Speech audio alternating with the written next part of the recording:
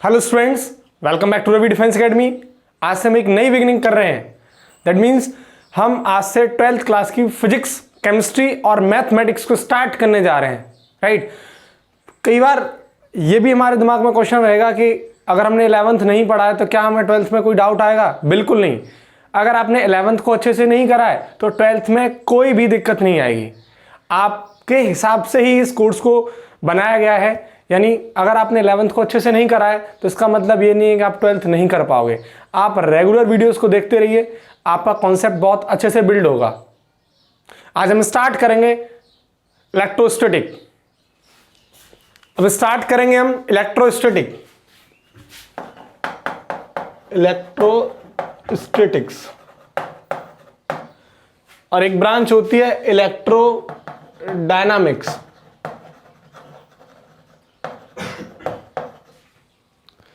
Electrostatics और electrodynamics मिलके एक ब्रांच बनाती हैं, उसे हम बोलते हैं इलेक्ट्रोमैग्नेटिज्म।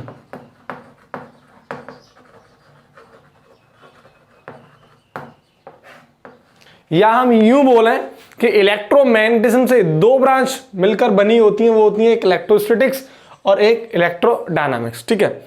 अब इलेक्ट्रोमैग्नेटिज्म का मतलब क्या होता है? इस ब्रांच के अंदर हम चार्ज की स्टडी करते हैं, यानी स्टडी ऑफ चार्ज।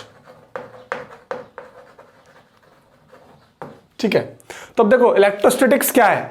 ये वो ब्रांच है जहां चार्ज स्टेशनरी रहता है, यानी चार्ज मूव नहीं करता। तो चार्ज इज स्टेशनरी या स्टैटिक। राइट। और ये साइंस की वो ब्रांच है जहां चार्ज मूव करेगा। Charge is moving with constant velocity. ठीक है। अगर चार्ज मूव ना करे, यानी चार्ज स्टैटिक हो, यानी चार्ज मोशन में ना हो, तब जो फील्ड क्रिएट होता है वो होता है इलेक्ट्रिक फील्ड। जब चार्ज मूव करे विद कांस्टेंट वेलोसिटी, तब जो फील्ड क्रिएट होता है मैग्नेटिक फील्ड। राइट। अब देखो, अगर चार्ज एक्सेलरेट करे तब कौन सा फील्ड क्रिएट होगा? इफ चार्ज इज एक्सेलरेटेड, तब जो फील्ड क्रिएट होगा वो इलेक्ट्रिक फील्ड और मैग्नेटिक फील्ड दोनों होंगे। राइट। तो सिंपल सी चीज कि इलेक्ट्रोस्टैटिक्स और इलेक्ट्रोडायनामिक्स मिलकर एक ब्रांच बनाती हैं, that is called as electromagnetism. Electromagnetism के अंदर हम चार्ज की स्टडी करते हैं। अब इनको दो अलग अलग फैक्टर्स में डिवाइड कर दिया। इलेक्ट्रोस्टैटिक के अंदर हम चार्ज स्टैटिक रखते हैं और डायनामिक्स के अंदर चार्ज मूव करता है विद कांस्टेंट वेलोसिटी। राइट। अब जब चार्ज स्टैटिक होता है तो फील्ड इलेक्ट्रिक फील्ड क्रिएट होगा, और जब चार्ज मूव करेगा विद कांस्टेंट वेलोसिटी तो फील्ड मैग्नेटिक फील्ड की बात करेंगे। अगर चार्ज एक्सेलरेट करता है, ठीक है, तब इलेक्ट्रिक फील्ड और मैग्नेटिक फील्ड दोनों जनरेट होंगे। ये वाला कॉन्सेप्ट हम पूरा मॉडर्न फिजिक्स के अंदर इसको मॉडर्न फिजिक्स के अंदर पूरा पढ़ते हैं इसको हम। ठीक है। लेकिन अपने यहां इस फर्स्ट बुक के अंदर जो हम टॉपिक कवर करेंगे इसके अंदर वो होगा EM waves, electromagnetic waves. Right. यहां अपना एक सिंगल ये टॉपिक पढ़ेंगे, लेकिन पूरी मॉडर्न फिजिक्स के अंदर एक्सरेज वगैरह ये सब है टोटल, वहां हमें पूरा का पूरा टॉपिक अच्छे से कवर करते हैं। देखो, अब इलेक्ट्रोस्टैटिक्स के अंदर हम कौन कौन से टॉपिक कवर करेंगे? पहला जो है वो है इलेक्ट्रिक चार्ज एंड फील्ड। जो हमारा फर्स्ट चैप्टर है, जो आज हम इसकी बिगिनिंग करेंगे, वो यही होगा, electric charge and electric field. दूसरा है गॉसेस लॉ, और थर्ड है कैपेसिटर। ठीक। इलेक्ट्रोडायनामिक्स के अंदर हम जो टॉपिक कवर करेंगे वो होंगे करंट, इलेक्ट्रिसिटी,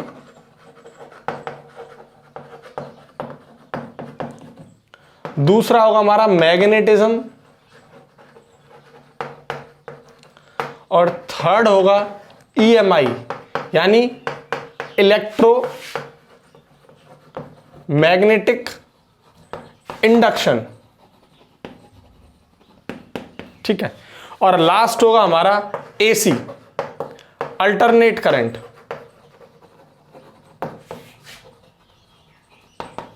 और इसके अंदर जब चार्ज एक्सेलरेट करेगा तो वहां हम जो टॉपिक कवर करेंगे वो होगा ईएम वेव्स।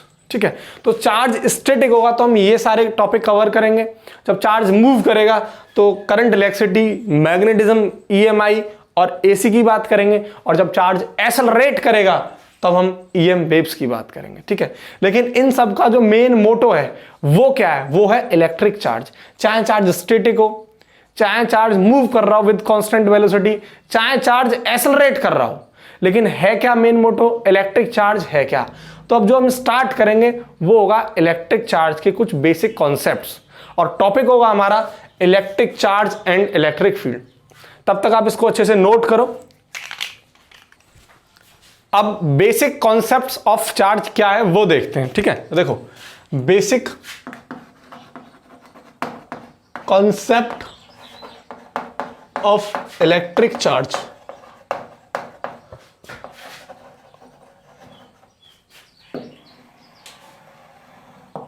और जो टॉपिक है हमारा वो है electric charge and electric field. Electric charge and electric field, ये हमारा फर्स्ट टॉपिक है। ठीक, अब देखो चार्ज कितने टाइप्स का होता है, क्या इसकी यूनिट होती है वो देखते हैं। तो टाइप्स ऑफ चार्ज,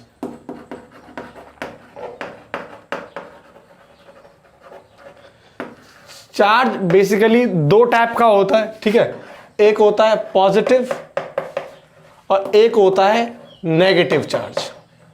ठीक है, अब यहां एक लॉ ऑफ इलेक्ट्रोस्टैटिक्स और होता है, वो देख लेते हैं। वो ये कि पॉजिटिव चार्ज या नेगेटिव चार्ज यानी लाइक चार्जेस, यानी सेम। लाइक चार्ज क्या करते हैं? एक दूसरे को दूर भगाते हैं, यानी रिपल्सन होता है। क्या होगा? रिपल करेंगे, रिपेल टू ईच अदर। अगर अपोजिट चार्ज हो, प्लस माइनस या माइनस प्लस हो, ठीक है, तो ये अनलाइक चार्ज हैं, यानी डिफरेंट चार्जेस हैं। तो ये क्या करेंगे? ये अट्रैक्शन करते हैं। ठीक है, तो सिंपल सी बात है, हम पढ़ के आते हैं कि अगर सेम चार्जेस हो, पॉजिटिव या नेगेटिव, तब रिपल्सन क्रिएट होता है। अगर चार्ज अपोजिट हो, प्लस माइनस या माइनस प्लस, तो अट्रैक्शन क्रिएट होता है। ठीक है, इसके बाद इसकी यूनिट क्या होती है? SI यूनिट ऑफ चार्ज, वो होती है कूलाम। ठीक है, जिसको हम C से रिप्रेजेंट करते हैं। ठीक है, अब इसकी CGS यूनिट क्या होती है? CGS unit of charge. तो इसकी जो CGS यूनिट होती है वो होती है स्टेट कूलाम, या हम इसको बोल देते हैं electrostatic unit of charge. Electrostatic unit of charge, जिसको हम शॉर्ट ESU से भी रिप्रेजेंट कर देते हैं, ESU। ठीक है, यानी CGS की जो यूनिट है वो स्टेट कूलाम या इलेक्ट्रोस्टैटिक यूनिट ऑफ चार्ज यानी ESU भी बोल देते हैं। अब CGS यूनिट और SI यूनिट मतलब कूलाम्स और स्टेट कूलाम्स में रिलेशन क्या होता है वो देखो। 1 coulomb equals to 3 × 10⁹ stat coulomb या ESU, ये एक रिलेशन होता है। ठीक है, ये हो गया कूलाम और ESU का एक रिलेशन। ठीक है, अब इन दोनों के अलावा एक चार्ज की यूनिट और होती है जिसे हम बोलते हैं इलेक्ट्रोमैग्नेटिक यूनिट। ठीक है, तो इलेक्ट्रोमैग्नेटिक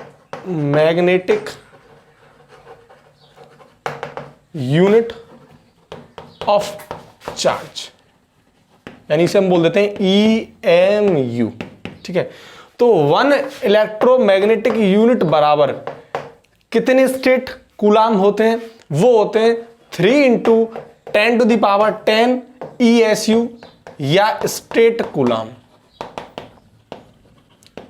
ठीक है, अगर मैं इसका कूलाम के साथ रिलेशन निकालूं तो वो क्या होगा? तो देखो मैं इसको ऐसे लिख सकता हूं 3 × 10⁹ और इंटू 10। ठीक है, अब 1 coulomb equals to 3 × 10⁹ stat coulomb, तो मैं इसको क्या लिख सकता हूं? 1 कूलाम, तो 1 कूलाम इंटू 10, तो ये क्या हो जाएगा? 10 कूलाम।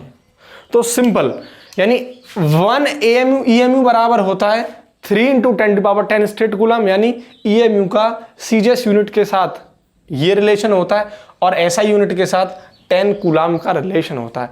ये सिंपल एक यूनिट है, वो हमें याद रखनी है। अब इसके अलावा वो इसको अच्छे से नोट करो, वो आगे देखते हैं। अब चार्ज की अगली प्रॉपर्टी देखते हैं, ठीक है, वो क्या है? Charge is quantized. अब इस क्वांटाइज्ड का मीनिंग क्या है, ठीक है? तो उससे पहले एक चीज देख लो, इसके अंदर स्मॉल यूनिट ऑफ चार्ज वो क्या होती है? तो चार्ज की सबसे छोटी यूनिट क्या होती है? वो होती है ±e। इसकी वैल्यू होती है ±1.6 × 10⁻⁻19 कूलम, ठीक है? तो चार्ज की जो सबसे छोटी यूनिट होती है वो होती है ये ±e। हम इसको generally small packet of charge भी बोल देते हैं, यानी स्मॉल पैकेट ऑफ चार्ज, ठीक है? इससे छोटी यूनिट एग्जिस्ट ही नहीं करती। हाँ, बुक्स के अंदर एक यूनिट दे रखी है इससे भी छोटी, वो है क्वार्क्स। ये इससे भी छोटी यूनिट होती है, यानी इससे भी छोटा पार्ट वो होती है ±2e/3 या ±e/3, इस टाइप से, यानी इसका भी छोटा पार्ट। लेकिन हम इसको कंसीडर नहीं करते हैं, इसको मॉडर्न फिजिक्स के अंदर छोटे छोटे पार्टिकल्स, इससे भी छोटे पार्टिकल्स के लिए स्टडी करते हैं। लेकिन हम जो small unit of charge consider करेंगे वो इसको करेंगे, यानी ±e को। सिंपल अगर नॉलेज के लिए याद रखना है, क्या इससे भी छोटा एक यूनिट ऑफ चार्ज होता है? यस, वो है क्वार्क्स, लेकिन अपन को इनसे कोई मतलब नहीं है, ठीक है? तो इनको हम कंसीडर नहीं करेंगे। अपन को क्या याद रखना है कि स्मॉल यूनिट ऑफ चार्ज क्या है? वो है ±e, ठीक है?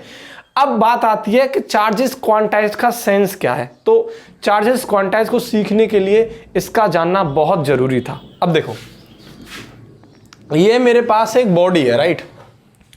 अब इस बॉडी के पास मान के चलो ये न्यूट्रल बॉडी है, ठीक है? ये न्यूट्रल बॉडी है, न्यूट्रल। अब न्यूट्रल बॉडी का मीनिंग क्या होता है? न्यूट्रल बॉडी का मीनिंग होता है जितने नंबर ऑफ प्रोटॉन हो उतने ही नंबर ऑफ इलेक्ट्रॉन होने चाहिए। यानी अगर इसके पास 5 इलेक्ट्रॉन है तो 5 ही प्रोटॉन होंगे।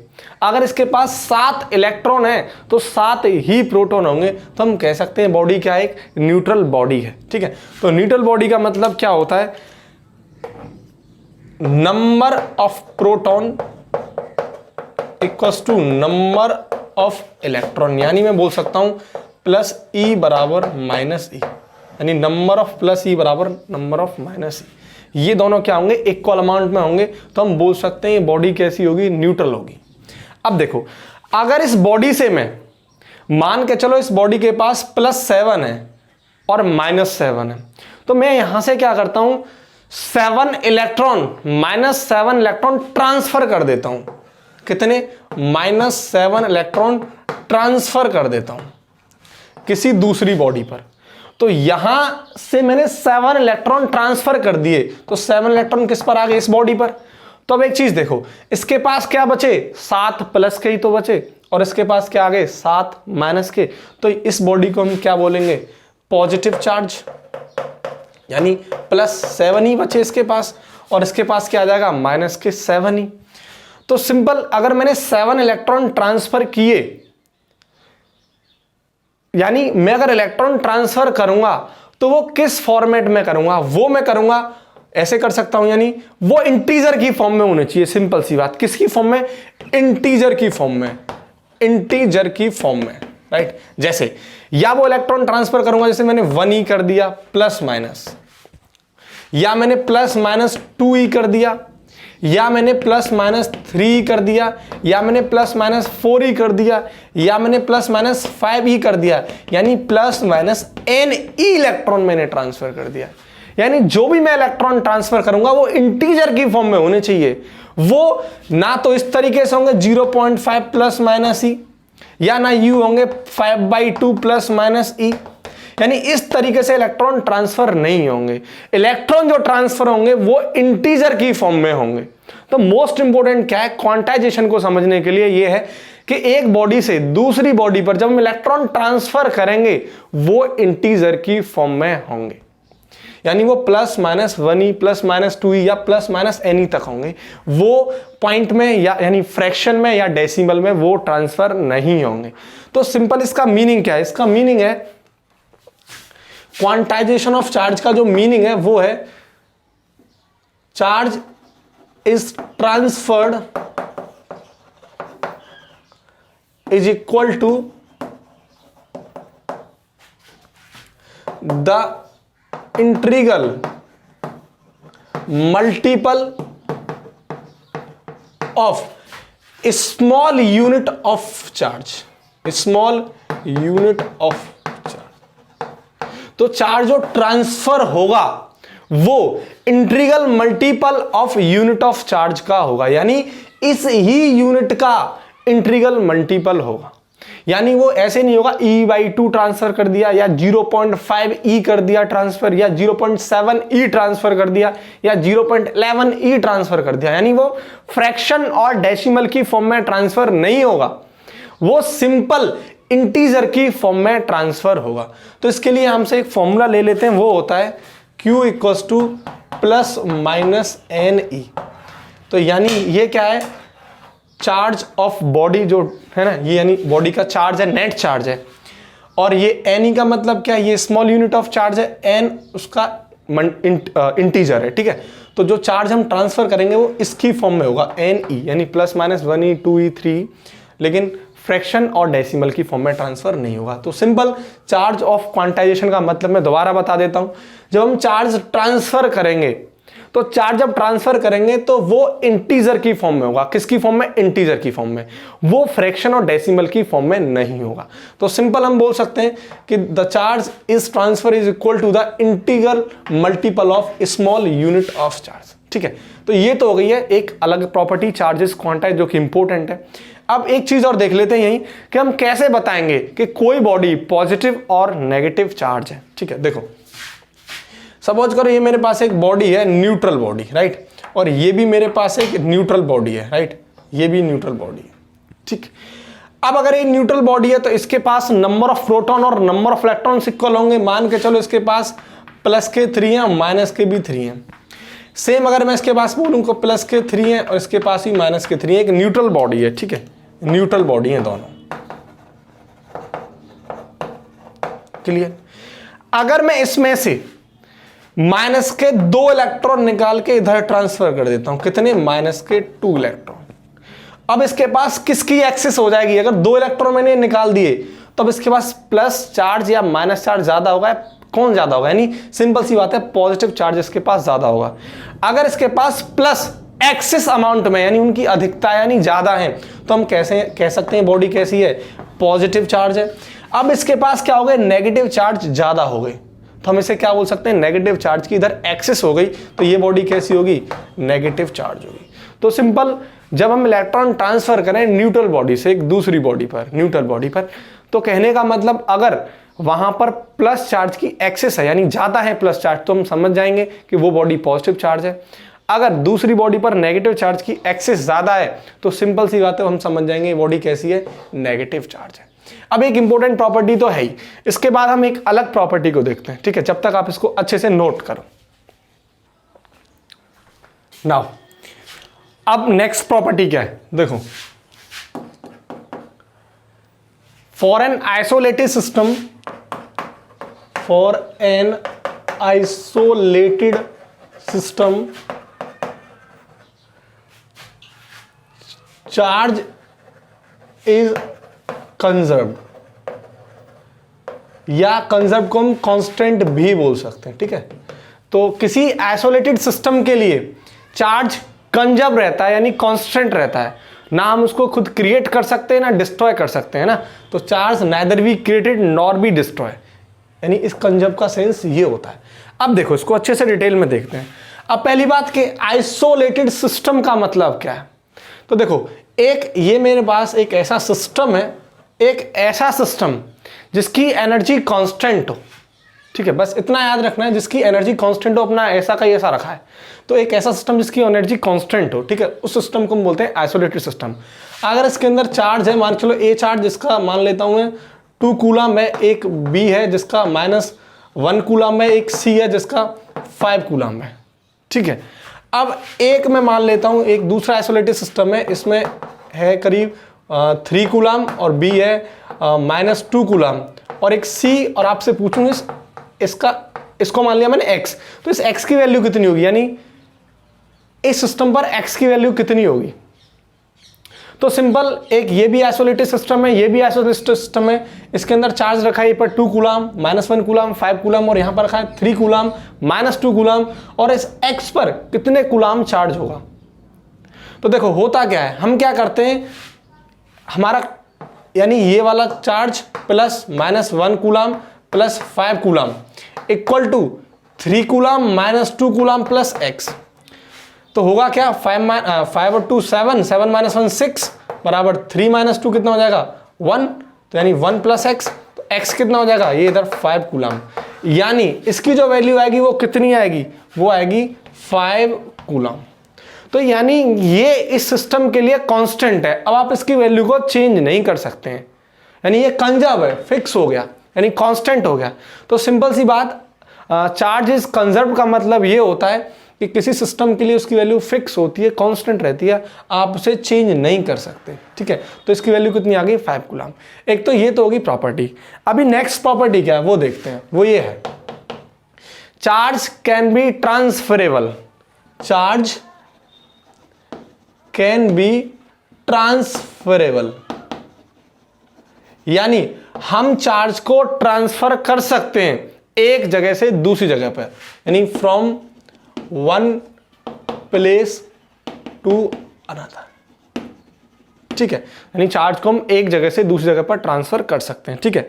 अब नेक्स्ट प्रॉपर्टी क्या है, वो ये, चार्ज इज एसोसिएटेड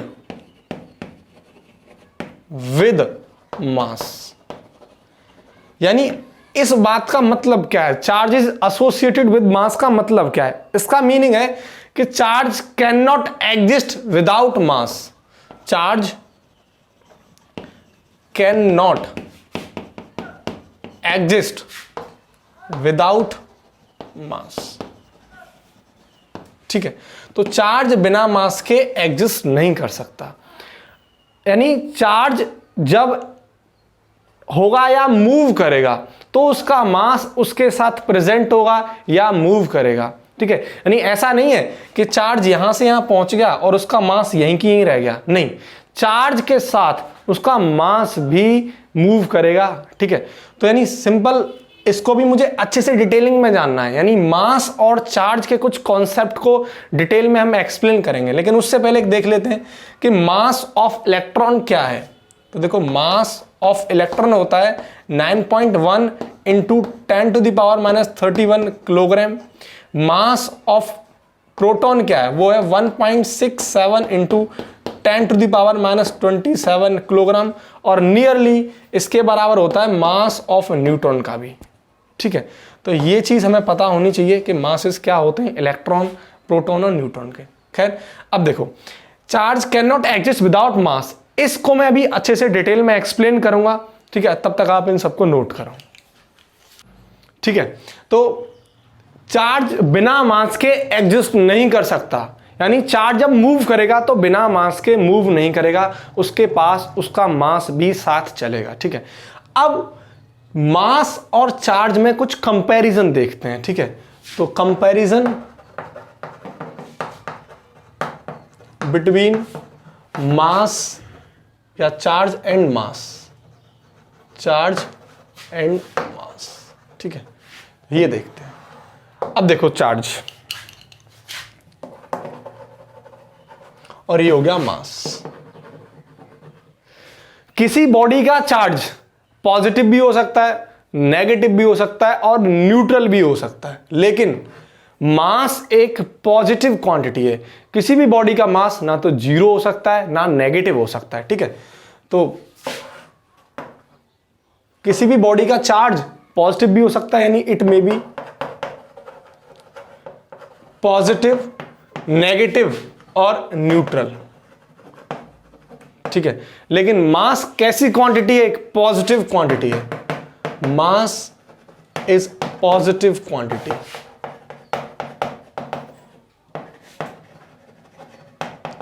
ये ना तो न्यूट्रल हो सकती है ना ये नेगेटिव हो सकती है। ठीक है, इट मे नॉट न्यूट्रल और नेगेटिव। ये तो हो गया सिंपल सा कॉन्सेप्ट। अब आगे एक चीज और देखो, एक फॉर्मूला है मास का, वो ये है, ये m बराबर m0 upon √1 minus v square upon c square. अब ये क्या बोलता है? देखो m0 क्या है? m0 है रेस्ट मास। ठीक है, और इस c क्या है? Speed of light. और m क्या है? मास ऑफ बॉडी जो मूव कर रही है। ठीक है, तो ये मूविंग बॉडी का मास है, और ये v क्या है? उस बॉडी की वेलोसिटी। ठीक है, जिससे वो मूव कर रही है। अब एक चीज देखो, इस फॉर्मूला का सेंस क्या है? मैं बताना क्या चाहता हूं, इसका मतलब ये है कि अगर कोई बॉडी मूव कर रही है तो उसका मास इंक्रीज होगा। कैसे? यानी मैं ये कॉन्सेप्ट हम लोगों के ऊपर अप्लाई नहीं होता कि मैं मूव कर रहा हूं तो मेरा मास मूव करने के साथ इंक्रीज होगा। नहीं, वो बहुत छोटे छोटे पार्टिकल जो बहुत ज्यादा स्पीड से मूव करते हैं, बहुत ज्यादा स्पीड से। ठीक है, उनके केसेस में क्या होता है? स्पीड से जब मूव करते हैं तो उनका मास भी इंक्रीज होता है। इस कॉन्सेप्ट का मतलब ये है। तो देखो उसको अच्छे से समझ लेते हैं, पहले लिख लेता हूं फिर बताता हूं। यानी मास डिपेंड अपॉन स्पीड। ठीक है, मास स्पीड पर डिपेंड करता है। ठीक है, तो देखो कैसे, ये स्पीड ऑफ लाइट है, ये स्पीड ऑफ बॉडी जिससे वो मूव कर रही है जिस स्पीड से। सिंपल सी बात है, स्पीड ऑफ लाइट तो बहुत ज्यादा होगी।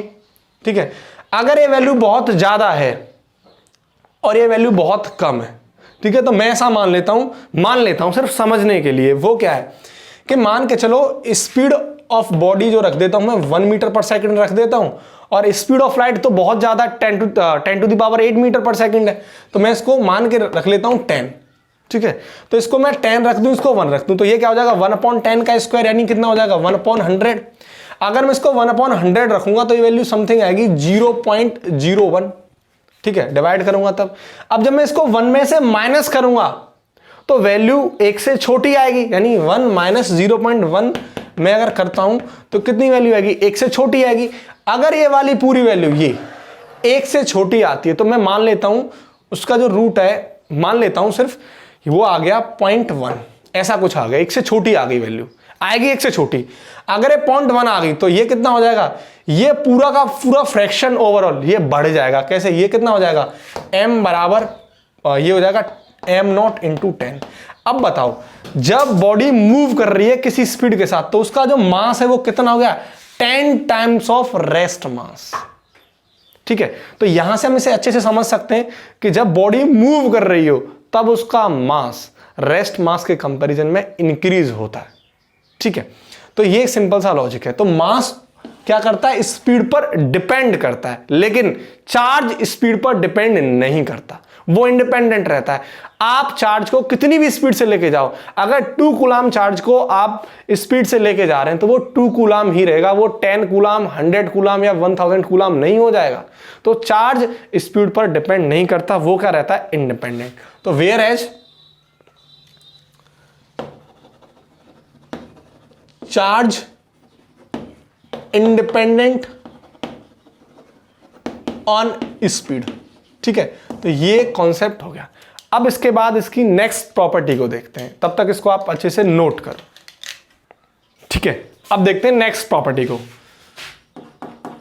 Charge is scalar, physical quantity, यानी हम इसको स्केलरली ऐड कर सकते हैं, सबट्रैक्ट कर सकते हैं, डिवाइड कर सकते हैं और मल्टीप्लाई कर सकते हैं। ठीक है, तो ये प्रॉपर्टी। अब ये सब चार्ज की सारी प्रॉपर्टी थी जो इंपॉर्टेंट थी। ठीक है, अब इनको करने के बाद हम लोग देखेंगे कंडक्टर्स क्या होते हैं। ठीक है, कंडक्टर्स।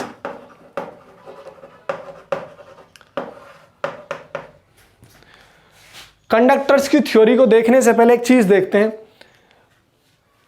कुछ मटेरियल्स होते हैं, राइट, मटेरियल्स जो एटम से मिलके बने होते हैं, एटम से मिलके बने होते हैं।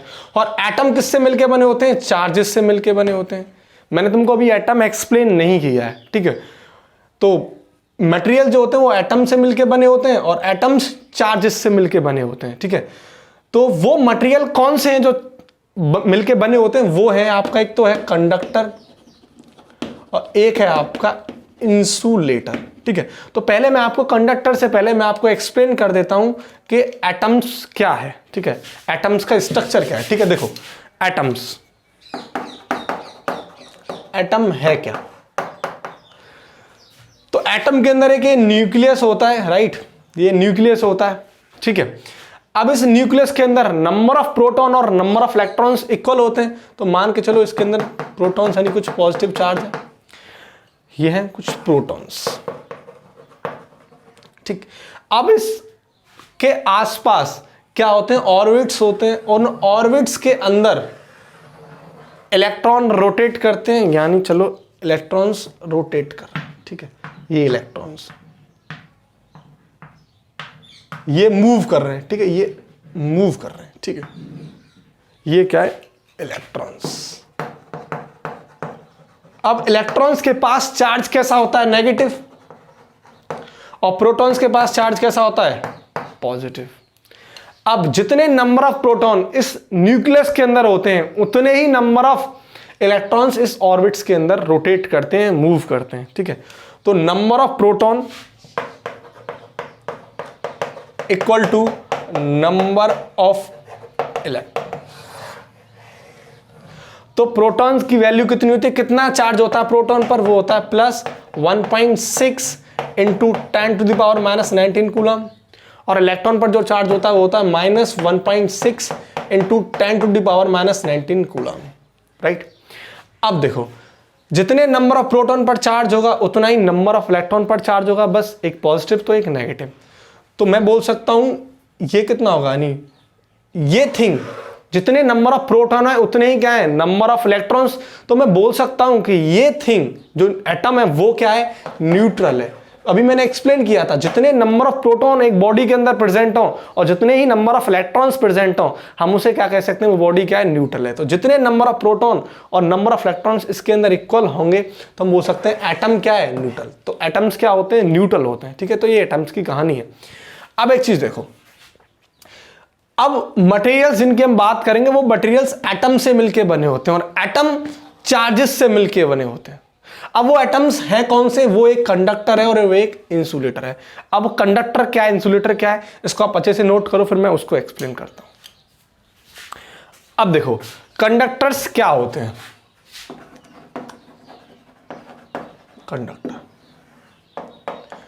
कंडक्टर वो मटेरियल होते हैं जहां चार्ज ट्रांसफर होता है एक जगह से दूसरी जगह पर, ठीक है। तो कंडक्टर्स यानी दीज आर दोज मटेरियल्स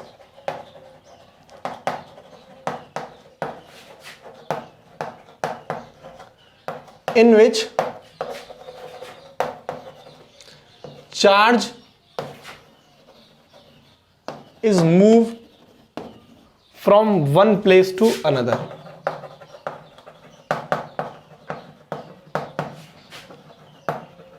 या हम सिंपल बोल सकते हैं ये वो मटेरियल्स होते हैं जहां चार्ज का मूवमेंट होता है एक जगह से दूसरी जगह पर, ठीक है। अब इंसुलेटर्स क्या होते हैं? इंसुलेटर्स, अब ये वो मटेरियल्स होते हैं जहां मूवमेंट ऑफ चार्ज अलाउड नहीं होता, यानी चार्ज एक जगह से दूसरी जगह पर मूव नहीं करता, ठीक है।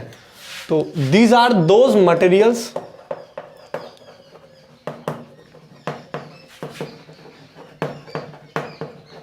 in which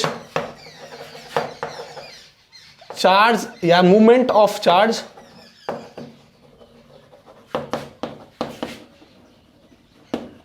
is not allowed, right? तो यहां मूवमेंट ऑफ चार्ज अलाउड नहीं है। अगर हमें यहां चार्ज मूव करना हो तो क्या करना होगा? हमको क्या करना होगा? यहां एक्सटर्नल एजेंट लाना होगा। वो एक्सटर्नल एजेंट इस चार्ज को लेके जाएगा और चार्ज को लेके जाएगा तो कुछ न कुछ वर्क डन जरूर करेगा, ठीक है। तो यहाँ हम जब चार्ज को मूव कराते हैं, ठीक है, यहाँ चार्ज एक्चुअल में है क्या, कंडक्टर्स के अंदर क्या होता है, इलेक्ट्रॉन्स जो होते हैं वो फ्री होते हैं। क्या होते हैं, फ्री इलेक्ट्रॉन्स होते हैं। अब फ्री इलेक्ट्रॉन्स क्या करते हैं, अब एक जगह से दूसरी जगह पर खुद मूव करते हैं फ्री इलेक्ट्रॉन्स। इंसुलेटर के अंदर क्या है, फ्री इलेक्ट्रॉन्स नहीं होते। तो अब क्या करते हैं हम, उन इलेक्ट्रॉन्स को किसी एक्सटर्नल एजेंट द्वारा उठा के लेके जाते हैं एक जगह से दूसरी जगह पर, ठीक है। तो वो जब हम लेके जाते हैं तो कुछ न कुछ वर्क डन होता है। तो यहाँ अगर हमें मूव कराना हो चार्ज तो क्या करेंगे, हम एक एक्सटर्नल एजेंट को लाएंगे और उसको उठा के वो लेके जाएगा, ठीक है। उसको ले जाने में वो जो वर्क डन करेगा वो W होगा, ठीक है। ये होगा इंसुलेटर। अब इसके बाद बात करेंगे हम चार्जिंग की, कि चार्जिंग क्या है, ठीक है। चार्जिंग के कितने हम अभी टाइप्स पढ़ने के, किन किन मेथड से हम चार्जिंग कर सकते हैं। तो देखो चार्जिंग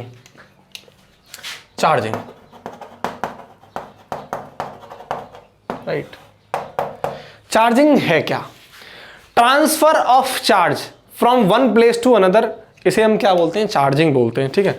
तो transfer of electric charge from one place to another, clear है। तो चार्जिंग का मतलब क्या हो गया, हमें इलेक्ट्रॉन क्या होंगे यानी चार्ज क्या होगा, ट्रांसफर होगा एक जगह से दूसरी, ठीक है। अब देखो जब चार्जिंग हो रही होगी तो चार्ज तो ट्रांसफर होगा, लेकिन इंपॉर्टेंट चीज, जब चार्ज ट्रांसफर होगा तो क्या उसका मास भी उसके साथ ट्रांसफर होगा। यस, अभी कुछ दिन पहले मैंने एक प्रॉपर्टी कराई थी कि charge can not exist without mass, charge बिना मास के एग्जिस्ट नहीं कर सकता। तो जब चार्जिंग हो रही होगी तो उस इलेक्ट्रॉन का या चार्ज का उसका मास क्या करेगा, मास भी उसके साथ ट्रांसफर होगा। तो देखो, अब देखो चार्जिंग के अंदर क्या है कि charging involve transfer of mass, यानी जब चार्जिंग हो रही होगी तो इलेक्ट्रॉन्स एक जगह से दूसरी जगह पर जा रहे होंगे तो उनका मास भी उनके साथ मूव करेगा, ठीक है। अब ये तो हो गई चार्जिंग। अब चार्जिंग हम कौन कौन से मेथड से करेंगे, ठीक है, उनको एक्सप्लेन करते हैं। पहले आप इसको अच्छे से नोट करो और नोट्स साथ के साथ जरूर बनाते चलना, ठीक है, ठीक है। इसको नोट करो, फिर आगे हम इसको अच्छे से एक्सप्लेन करते हैं, ठीक है। अब देखो चार्जिंग बाई कौन कौन से मेथड्स हैं जिनसे हम चार्जिंग कर सकते हैं, वो है पहला चार्जिंग बाई कंडक्शन, राइट। दूसरा होता है चार्जिंग बाई इंडक्शन मेथड, ठीक है। और तीसरा होता है चार्जिंग बाई फ्रिक्शन मेथड, ठीक है। कंडक्शन मेथड को हम बाई कांटेक्ट भी बोलते हैं और इंडक्शन मेथड को हम बाई विदाउट कांटेक्ट भी बोलते हैं, राइट, विदाउट कांटेक्ट, ठीक है। अब इनको अच्छे से एक्सप्लेन करते हैं, ठीक है। ये फर्स्ट, सेकंड, थर्ड। अब हम एक्सप्लेन करेंगे चार्जिंग बाई कंडक्शन होता क्या है, ठीक है। तो देखो चार्जिंग बाई कंडक्शन और बाई कांटेक्ट, ठीक। अब मेरे पास एक न्यूट्रल बॉडी है, राइट, ये मेरे पास एक न्यूट्रल बॉडी है, ठीक है। यानी जितने नंबर ऑफ प्रोटॉन है उसके पास उतने ही इलेक्ट्रॉन्स होंगे। तो ये मेरे पास क्या है, एक न्यूट्रल बॉडी, ठीक है। अब मेरे पास एक बॉडी है, ये एक बॉडी है और ये चार्ज्ड बॉडी है, यानी ये चार्ज्ड है, जैसे ये चार्ज बॉडी है, ठीक है, ये चार्ज बॉडी है।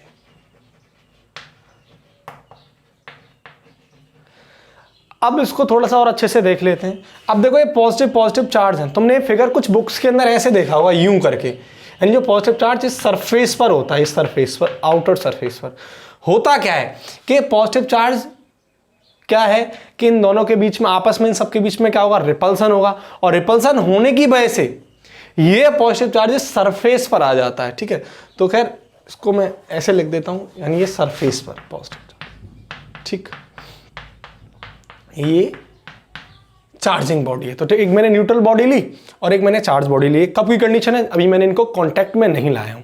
यानी याद रखना है, ये चार्जिंग बाय कंडक्शन प्रोसेस है, वो कांटेक्ट में लाने पर, दो बॉडीज को या उसको ज्यादा बॉडीज को कांटेक्ट में लाने पर इस प्रोसेस को हम कर सकते हैं।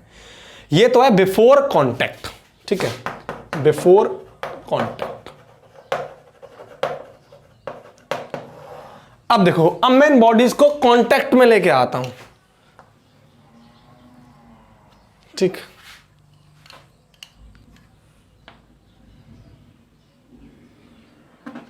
तो होगा क्या, इस बॉडी के पास जितना चार्ज था, ये वाला चार्ज, तो वो चार्ज इस बॉडी पर भी ट्रांसफर हो जाएगा। यानी बॉडी ए बोल सकता हूं मैं इसको, इसको बॉडी बी बोल सकता हूं। ठीक है, बॉडी ए, ये बॉडी बी है। तो इसका जो चार्ज था, कुछ चार्ज, अमाउंट ऑफ चार्ज इस पर भी ट्रांसफर हो जाएगा। ठीक है, ये क्या है, आफ्टर कांटेक्ट, आफ्टर कांटेक्ट। ठीक है, अब जब मैं इनको सेपरेट करता हूं, यानी इन दोनों बॉडीज को मैं अलग अलग करता हूं, तो इस बॉडी पर जो चार्ज था वो एज इट इज रह जाएगा, और इस बॉडी पर चार्ज जो था वो एज इट इज रह जाएगा। यानी ये कब की कंडीशन है, आफ्टर सेपरेशन, आफ्टर सेपरेशन। यानी इसको मैं बॉडी ए और बॉडी बी। अब हुआ क्या, मैंने एक न्यूट्रल बॉडी ली थी, एक चार्ज बॉडी ली थी, ये कांटेक्ट में नहीं थे।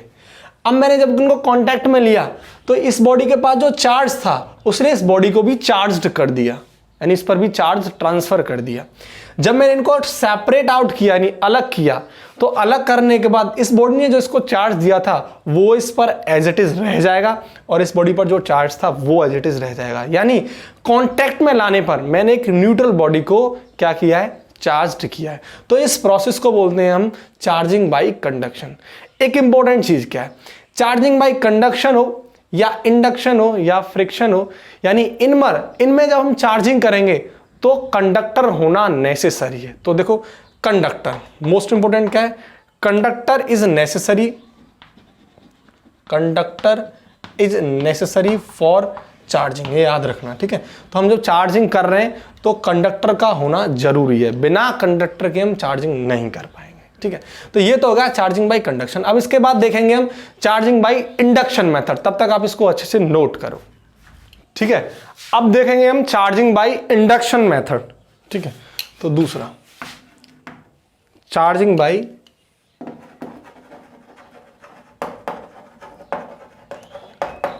इंडक्शन मेथड, या हम इसको क्या बोल देते हैं, बाय विदाउट कांटेक्ट। यहां हमको बॉडीज को कांटेक्ट में लाने की नीड नहीं है, विदाउट कांटेक्ट। ठीक, देखो मेरे पास एक बॉडी है, ये मैं इसको बोल रहा हूं बॉडी ए। अब मैं क्या चाहता हूं, ये बॉडी क्या हो जाए, पॉजिटिव चार्ज हो जाए। ठीक है, क्या हो जाए, पॉजिटिव चार्ज। मैं चाहता हूं ये बॉडी क्या हो जाए, पॉजिटिव चार्ज हो जाए। ठीक, अब मैं क्या करूंगा, इसके कांटेक्ट में एक दूसरी बॉडी और लेके आऊंगा। ठीक है, वो ये है, ये दोनों कांटेक्ट में बॉडी, ये बॉडी बी है, दोनों ही कंडक्टिंग बॉडी है। ठीक है, क्या है, कंडक्टिंग बॉडी।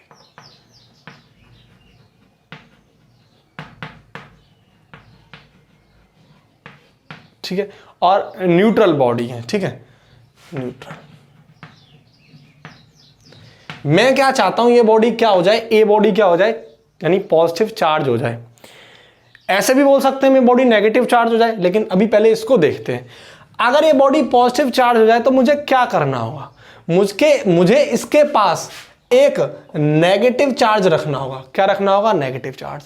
और ये नेगेटिव चार्ज कैसा होना चाहिए? स्ट्रांग होना चाहिए। ठीक है, तो ये कैसा होगा? Strong negative charge. अब ये नेगेटिव चार्ज क्या करेगा? ये यहां इस न्यूट्रल बॉडी के अंदर, ऑब्वियस सी बात है, इस न्यूट्रल बॉडी के अंदर पॉजिटिव, जितने पॉजिटिव होंगे उतने ही नेगेटिव होंगे, ये तो क्लियर है। तो होगा क्या? ये नेगेटिव चार्ज अपनी तरफ पॉजिटिव चार्ज को अट्रैक्ट कर लेगा। ठीक है, और वो क्या करेगा? पॉजिटिव चार्ज को अट्रैक्ट कर लिया, वो कहां आ गए? इधर आ गए। तो ये बॉडी क्या हो गई? Positive charge. ठीक है, अब यहां जो इसके पास जो नेगेटिव चार्ज थे यहां, यानी ये पॉजिटिव चार्ज तो इसके नियर आ गए, नेगेटिव को क्या चाहिए? पॉजिटिव, क्योंकि अट्रैक्शन करेंगे। ये नेगेटिव चार्ज इस सरफेस पर आ गए। अब ये क्या करेंगे? ये कहां ट्रांसफर हो जाएंगे? ये इधर ट्रांसफर हो जाएंगे। कहां ट्रांसफर हो जाएंगे? इधर। ठीक है, ये यहां हो गए ट्रांसफर। अब मैं इन दोनों को क्या करता हूं? सेपरेट कर देता हूं। तो after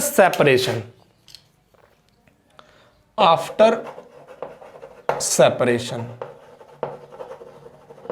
body A and B, अब मैं इनको सेपरेट आउट कर देता हूं। तो देखो,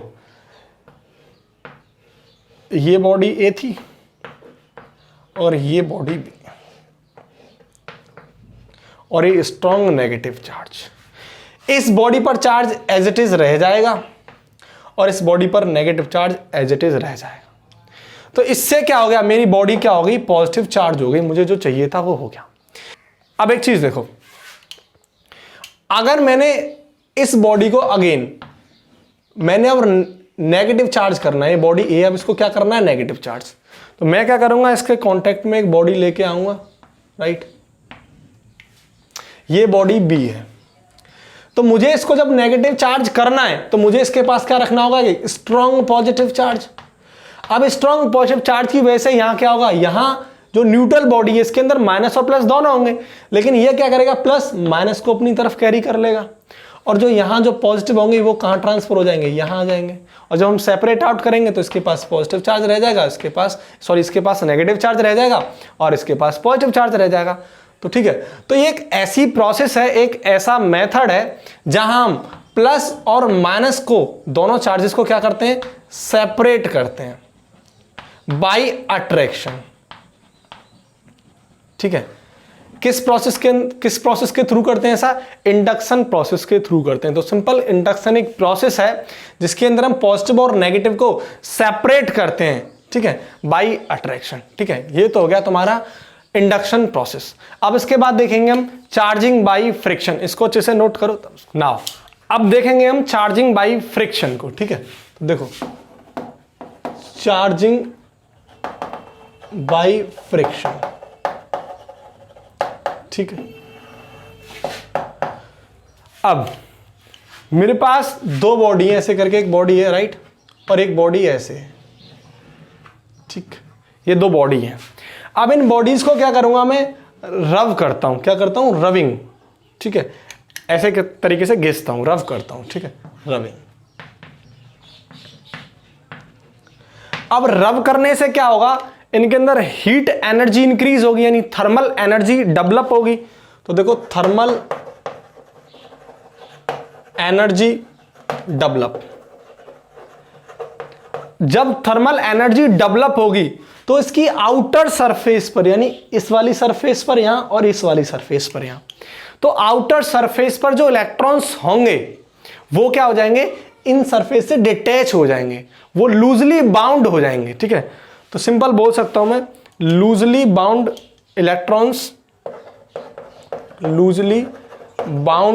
electrons are detached from outer shell. इस बाहर वाली सरफेस से क्या होंगे?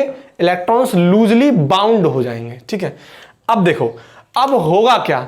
सिंपल, इलेक्ट्रॉन्स क्या करेंगे? वो ट्रांसफर होना स्टार्ट होंगे। मान के चलो जो इलेक्ट्रॉन्स हैं वो इधर ट्रांसफर हो गए। अब जहां से इलेक्ट्रॉन ट्रांसफर हुए हैं तो इस बॉडी पर क्या होगी? इलेक्ट्रॉन्स की कमी हो गई। तो ये बॉडी क्या हो जाएगी?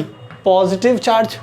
और जिस पर इलेक्ट्रॉन ट्रांसफर हुए वहां इलेक्ट्रॉन्स की क्या हो गई? एक्सेस, यानी अधिकता हो गई। तो वो क्या हो जाएंगे? Negative charge. तो सिंपल अगर जब मैं इनको अलग करूंगा, सेपरेट करूंगा, ये बॉडी ए और ये बॉडी बी, तो ये बॉडी क्या हो जाएगी, नेगेटिव चार्ज, और ये बॉडी क्या हो जाएगी, पॉजिटिव चार्ज। ठीक है, एक बार दोबारा देख लो इसको। जब हम दोनों बॉडीज को रब करते हैं, रब करने के बाद हीट एनर्जी इंक्रीज होगी, यानी थर्मल एनर्जी डेवलप होगी, और थर्मल एनर्जी डेवलप होने से जो आउटर सरफेस है, उस सरफेस पर जो इलेक्ट्रॉन्स है वो इजिली डिटैच हो जाएंगे। डिटैच होने के बाद क्या होगा, जो इलेक्ट्रॉन्स ट्रांसफर होंगे, इलेक्ट्रॉन एक जगह से दूसरी जगह पर ट्रांसफर होंगे डिटैच होने के बाद। तो जिस बॉडी से ट्रांसफर होंगे, तो मान के चलो इस बॉडी पर ट्रांसफर हुए, तो ये बॉडी पर क्या होगी, इलेक्ट्रॉन की एक्सिस हो गई, और इस पर क्या हो गया, मतलब नेगेटिव चार्ज की कमी हो गई। तो जिस पर कमी हुई है वो क्या हो जाएगी, पॉजिटिव चार्ज बॉडी, और जिस पर नेगेटिव चार्ज की एक्सिस हो गई तो वो बॉडी क्या हो जाएगी, नेगेटिव चार्ज। जब इनको अलग करेंगे तो ये नेगेटिव और पॉजिटिव चार्ज अलग अलग आ जाएंगे। ठीक है, तो ये हो गया चार्जिंग बाय फ्रिक्शन। अबे आज मैंने तुम्हारा टोटल चार्जिंग या चार्ज के जितने कॉन्सेप्ट से या टोटल कवर कर लिया है। अब नेक्स्ट वीडियो के अंदर हम लोग कूलम्ब्स लॉ को देखेंगे। ठीक है, लेकिन उससे पहले एक इंपॉर्टेंट बात, वो अब एक चीज वो क्या है, वो देखो, आपको फिजिक्स, केमिस्ट्री, मैथमेटिक्स तीनों के लेक्चर 12th क्लास के, फिलहाल अभी 12th क्लास के लिए कंप्लीट इस चैनल पर आपको प्रोवाइड किए जाएंगे।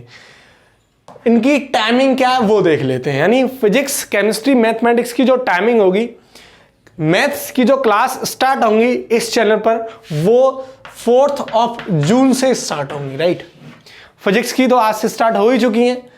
अब बात आती है केमिस्ट्री कब से स्टार्ट होगी। ठीक, कल से केमिस्ट्री भी स्टार्ट हो जाएगी, और जो पी और सी की जो क्लास है वो अल्टरनेट आएगी। यानी आज फिजिक्स की आ गई तो कल केमिस्ट्री की, फिर फिजिक्स की, फिर केमिस्ट्री की, फिर फिजिक्स की, फिर केमिस्ट्री की।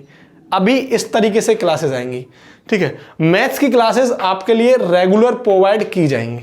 ठीक है, इनकी टाइमिंग क्या है वो बता देता हूं आपको। जनरली मॉर्निंग में करीब 7 से 8 बजे, और एक इवनिंग में करीब 7 से 8 बजे आपके पास वीडियोस आएंगी रेगुलर। बेल आइकन को प्रेस कर लेना ताकि आपके पास नोटिफिकेशन भी आ जाएगा कब वीडियोस आनी है। ठीक है, तब तक वीडियो को ज़्यादा से ज़्यादा लोगों तक शेयर करना। ठीक है, चैनल को सब्सक्राइब करना ना मत भूलना, और बेल आइकन को जरूर प्रेस करना ताकि मेरी हर वीडियोस के नोटिफिकेशन आपको तुरंत मिल जाए। Thank you so much.